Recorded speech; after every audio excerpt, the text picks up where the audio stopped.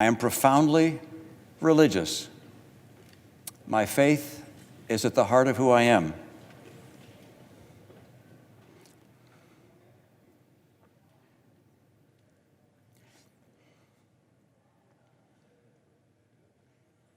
It's the most difficult decision I've ever made in my life. There's been nothing that compares to this. And what about the blowback that it's going to come from the president? I understand it will be substantial, and I have to recognize that it was one or the other. I don't like people who use their faith as justification for doing what they know is wrong. There's a hymn that is sung in my church. It's an old Protestant hymn, which is "Do what is right, let the consequence follow." Yeah, again, I can't let personal considerations, if you will, overwhelm my conscience and overwhelm my oath to God. Do you abide by the oath that you swore to God?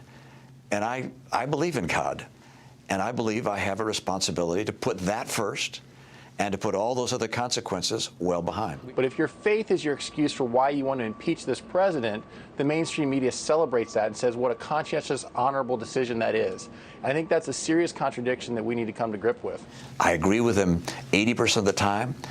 I don't dislike the president. We get along fine. I've known him for years and years, well before politics, before either one of us was in politics. If we Republicans choose Donald Trump as our nominee, the prospects for a safe and prosperous future are greatly diminished. But you say, wait. Isn't he a huge business success? Doesn't he know what he's talking about? No, he isn't. And no, he doesn't. So with Mitt Romney, I'd love him to be a team player. Possibly he won't be. I'm surprised he acted so quickly. You're going to be the only Republican senator voting to convict the president. It's going to get pretty lonely in this town for you.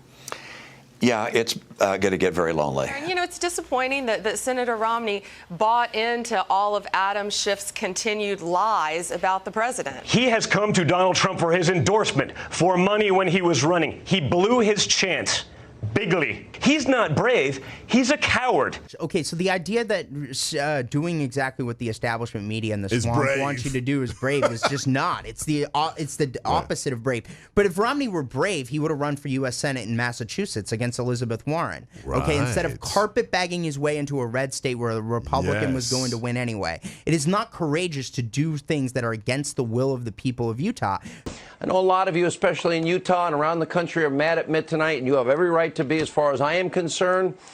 Frankly, it is sad. Mitt Romney is now a diminished figure. It certainly energized the base for Republicans, and I'm pretty sure I can clearly bet that Trump is going to win Utah in this election.